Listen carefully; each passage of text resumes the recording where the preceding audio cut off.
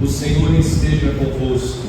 Ele está no meio de nós. Proclamação do Evangelho de Jesus Cristo segundo São Lucas. Glória a vós, Senhor. Naquele tempo, vieram algumas pessoas trazendo notícias a Jesus a respeito dos galileus que Pilatos tinha matado, misturando seu sangue com o dos sacrifícios que ofereciam. Jesus lhes respondeu: Vós pensais que esses galileus eram mais pecadores do que todos os outros galileus por terem sofrido tal coisa? Eu vos digo que não. Mas se vós não vos converterdes, ireis morrer todos do mesmo modo. E aqueles 18 que morreram quando a torre de Siloé caiu sobre eles, pensais que eram mais culpados do que todos os outros moradores de Jerusalém? Eu vos digo que não. Mas se não vos converterdes, ireis morrer todos do mesmo modo. E Jesus contou esta parábola. Certo homem tinha uma figueira plantada na sua vinha. Foi até ela procurar figos e não encontrou. Então disse ao vinhadeiro: Já faz 3 anos que venho procurando figos nesta figueira e nada encontro. Cortai-a. Por que está ela inutilizando a terra? Ele, porém, respondeu: Senhor, deixa a figueira ainda este ano. Vou cavar em volta dela e colocar adubo. Pode ser que venha a dar fruto. Se não der, então tu a cortarás. Palavra da salvação. Glória a vós, Senhor.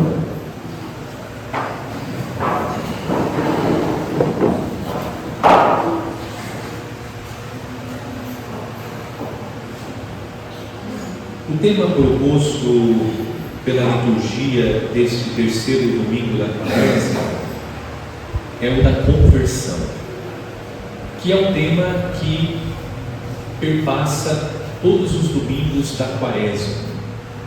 É necessário lembrar que o ponto de partida do período quaresmal é a quarta-feira de cinzas, cujo rito litúrgico é marcado pela imposição das cinzas, e acompanha a imposição das cinzas a frase: convertei-vos e crede no Evangelho. Na meditação inicial da Quaresma, nós voltamos os nossos olhos para o gesto que fazemos na hora da imposição das cinzas, isto é, a inclinação da cabeça. A inclinação da cabeça é o gesto que indica o que devemos fazer durante o período quaresmal: voltar os olhos para o nosso interior.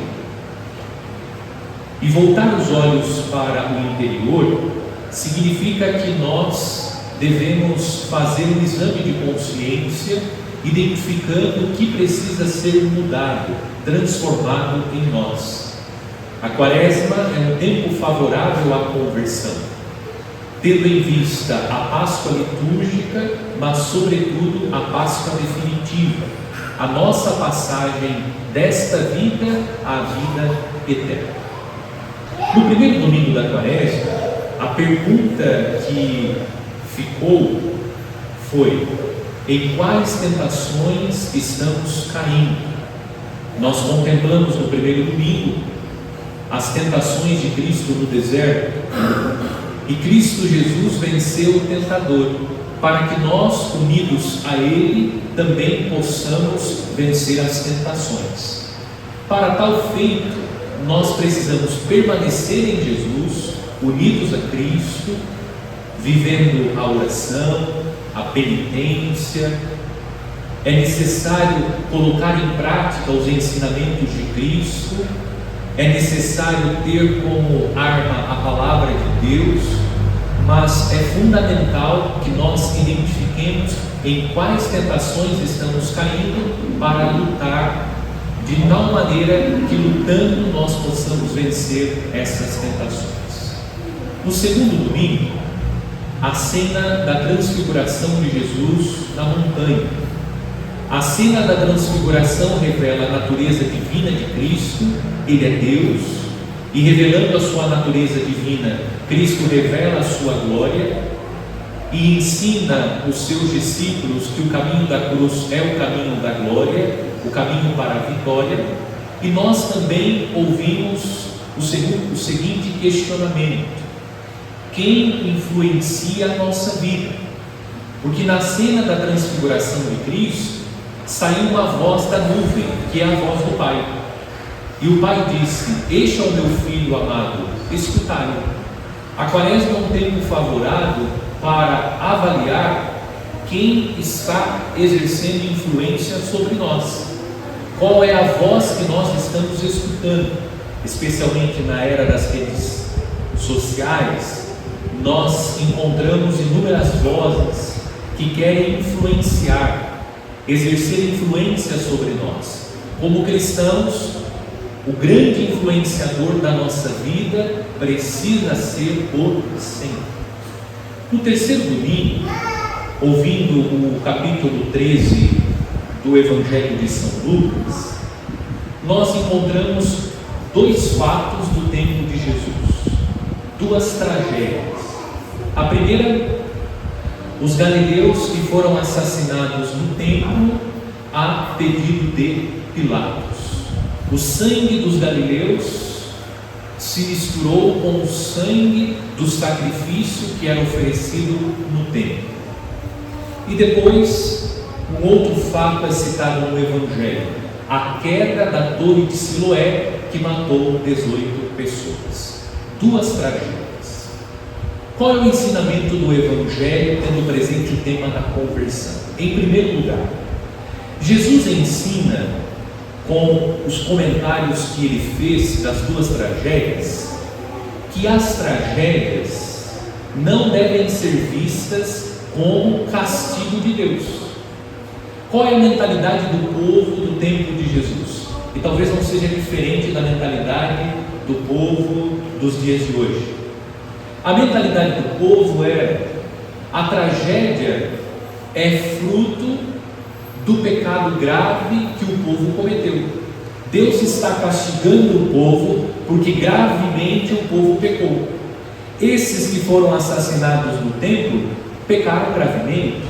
Aqueles que morreram com a queda da torre de Siloé pecaram gravemente. Jesus ensina que não. Jesus disse no Evangelho: vós pensais que esses galileus eram mais pecadores do que todos os outros galileus por terem sofrido tal coisa? Jesus está ensinando que Deus não pune o homem com tragédias. Infelizmente, se lê, Jesus não explica no Evangelho a razão pela qual as tragédias acontecem. Esse mistério ainda continua presente entre nós. Jesus não esclareceu a razão pela qual as tragédias acontecem. É fato que nós temos algumas impressões, algumas ideias.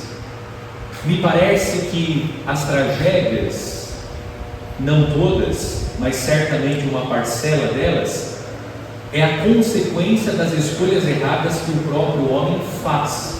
Fazendo mau uso da própria liberdade, o homem pode causar grandes tragédias. Mas Jesus, sinceramente, não explica no Evangelho. É um mistério que nós ainda não entendemos. O primeiro ensinamento de Cristo é: Deus não castiga com tragédias.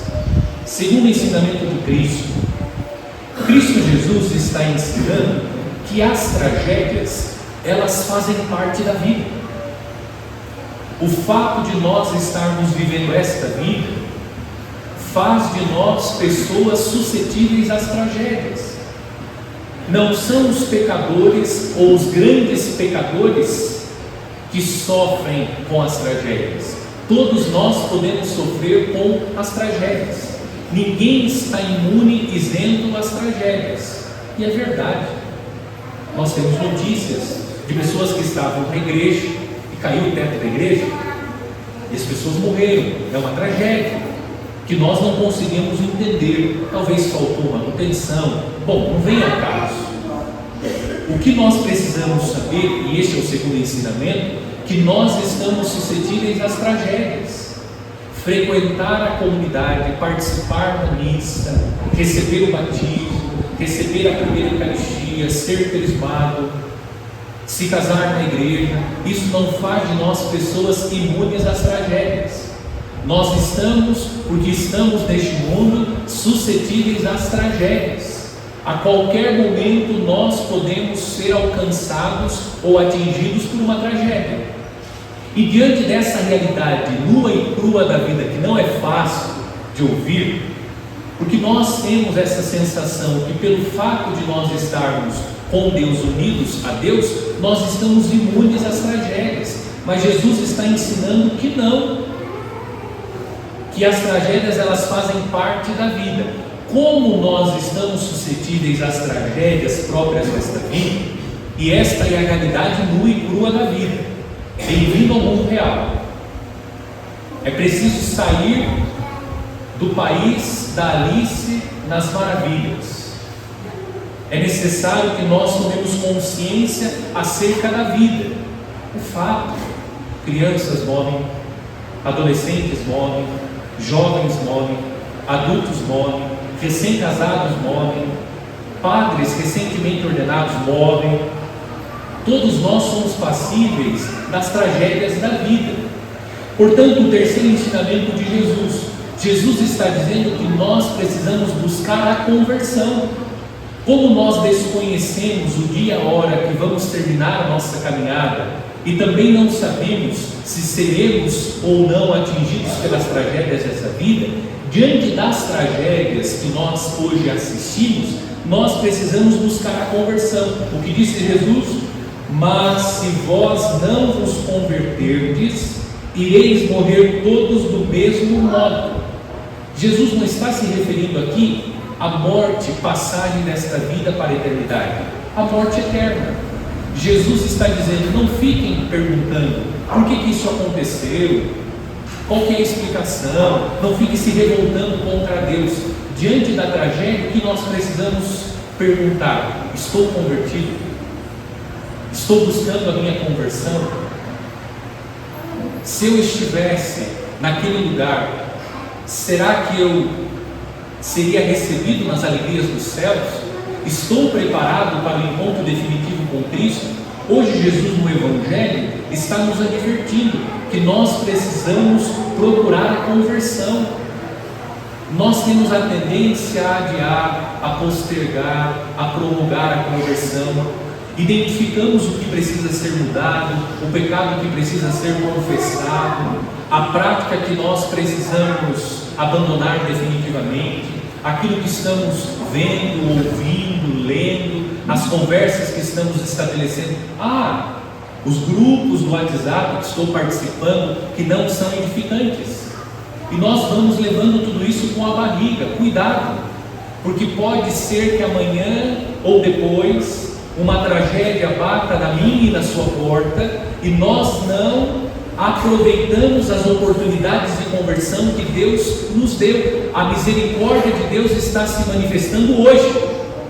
É Deus falando conosco, e quando Deus fala que nós precisamos buscar a conversão, a sua misericórdia está se manifestando. A sensação que eu tenho é que nós brincamos com a misericórdia de Deus. Nós queremos o céu, mas não queremos abandonar o pecado. Nós queremos as alegrias da eternidade. Nós queremos entrar no paraíso, mas não queremos mudar de vida. Queremos permanecer nos mesmos hábitos, queremos permanecer com as mesmas atitudes, guardando as mesmas mágoas, os mesmos ressentimentos, sendo avarento, sendo orgulhoso, autossuficiente, incorrendo nos mesmos pecados, visitando os mesmos sites, fazendo as mesmas brincadeiras que não são compatíveis com o Evangelho de Cristo. Nós queremos viver a mesma vida sem abandonar o pecado, e vivendo esta vida velha nós queremos entrar no céu. Jesus hoje é categórico no Evangelho. Não sou eu, é Jesus.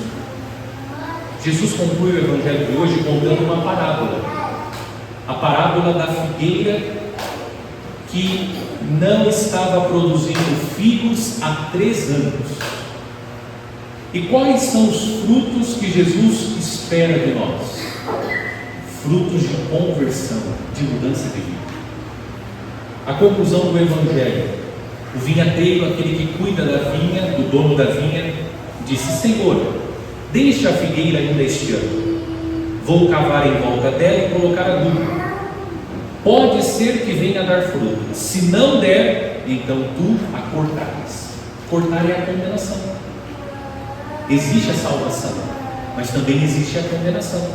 Se nós não perseguirmos, não buscamos sinceramente a mudança de vida, nós não viveremos aquilo que Cristo nos assegura pelo sacrifício da cruz. Atenção, a salvação nos é dada por Cristo na cruz, mas para que a salvação aconteça na nossa vida, nós precisamos fazer o nosso assentimento.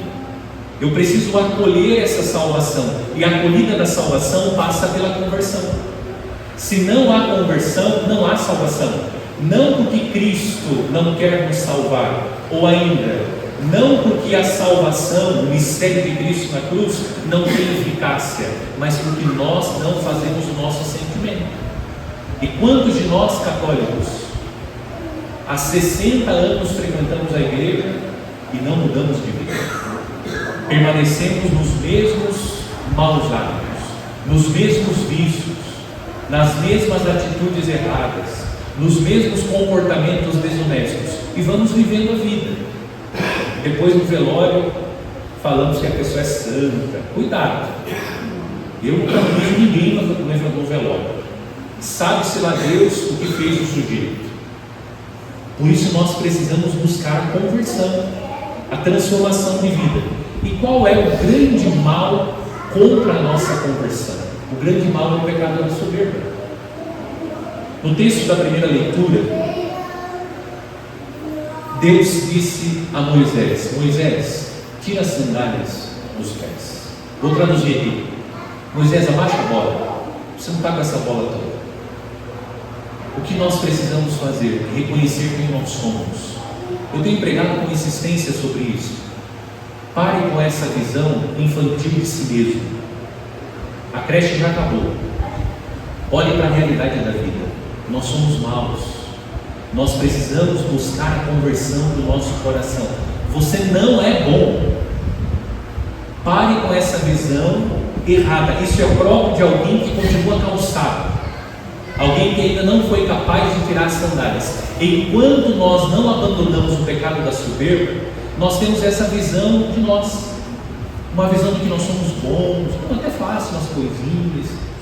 E quando você tem essa compreensão de si, você não busca a conversão, porque você já se vê convertido, você já se vê merecedor do céu, digno do céu. Deus tem a obrigação de dar o céu a você, e você não precisa fazer absolutamente nada, porque você já faz algumas coisinhas, já vai à missa no domingo, uma vez ao ano se confessa, de vez em quando uma moedinha para quem está no sinal, e está tudo bem.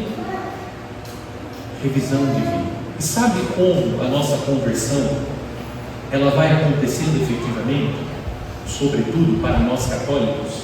Na confissão. Boa confissão. Porque a cota de má confissão já deu. Quantas pessoas se aproximam do confessionário e dizem: então, né, padre, eu sou uma boa mãe, um bom pai, cuido bem dos meus filhos, não faço mal para ninguém. Acorda. Confissão não é para falar as coisas boas. Confissão é para falar as coisas ruins que nós fazemos. E ser direto e reto. E fazer um bom exame de consciência. Um bom exame de consciência. Fazer uma retrospectiva da vida. Você já fez uma confissão geral de toda a sua vida? Porque existem muitos pecados lá da sua infância que você nunca confessou. E nós precisamos trazer na confissão toda a nossa vida, para que nós sejamos lavados e purificados por Cristo Jesus. É a misericórdia de Deus manifestando. Mas nós ficamos reféns do nosso orgulho, da nossa soberba, e não queremos fazer um mergulho sincero no nosso interior, não como alguém que fica garimpando o pecado, mas como alguém que reconhece as suas misérias, e como reconhece as suas misérias, quer receber de Deus o perdão, e quer romper definitivamente com o pecado, com as situações irregulares, com aquilo que está fazendo, que tem consciência que não está certo. Vamos aproveitar a quaresma e fazer um bom exame de consciência. Bom exame de consciência. Não se aproxime do confessionário só para cumprir uma lei da igreja. Se aproxime do confessionário para que você possa receber de Deus o perdão. Não sabemos se alguma tragédia vai nos visitar amanhã. Será que estamos preparados? Será que nós estamos buscando sinceramente a conversão? E por fim termino citando a segunda leitura, São Paulo. São Paulo cita no texto da carta aos Coríntios que aqueles que saíram do Egito, uma porção das pessoas não entraram na terra prometida. E São Paulo disse: aquele povo experimentou a presença de Deus, a nuvem era a presença de Deus. Aquele povo atravessou o Mar Vermelho a pé enxuto. Aquele povo foi alimentado pelo maná. Aquele povo bebeu água que jogou milagrosamente da rocha. Porém, uma porção não se converteu. Por isso não entrou na terra prometida. Isso pode acontecer comigo e com você. Nós recebemos o batismo, nós vemos os sinais de Deus, comungamos a Eucaristia, mas podemos morrer no deserto. Receber a Eucaristia, receber o batismo, não significa que nós já estamos no céu, no paraíso. É necessário buscar a conversão. Pensemos, irmãos e irmãs, se estamos buscando sinceramente a nossa conversão. O que precisa ser mudado na sua vida? Quais são os vícios que você ainda tem, as práticas que você ainda tem, os maus hábitos? Quais são os pecados que você ainda não confessou, que você tem ocultado na confissão? E é necessário dizer, quando nós ocultamos o pecado na confissão, a nossa confissão é inválida. O padre vai te dar a absolução, mas a absolução é inválida. Porque nós precisamos rasgar sinceramente o nosso peito e dizer, acusar os nossos pecados para receber de Deus o perdão. A misericórdia de Deus está sendo derramada, mas nós precisamos nos aproximar da misericórdia de Deus para que Deus possa restaurar a nossa vida. Do contrário, seremos cortados. Não é Deus que vai nos cortar, mas é a falta de produção dos frutos de conversão que vai nos cortar, nos impedir de entrar no céu. Pensemos e aproveitemos a quaresma para buscar sinceramente a nossa conversão, especialmente passando pelo sacramento da confissão. Faça uma boa confissão. E tem muitos católicos, muitos, não são poucos, que há muitos anos não se confessam. Cuidado, meu irmão. Você está colocando em risco a sua salvação. Deus é bom, Deus é misericordioso, e Ele é tão bom e misericordioso que mandou hoje aqui para dizer para você: você precisa ser confessado. E você está colocando em risco a sua salvação. A sua salvação.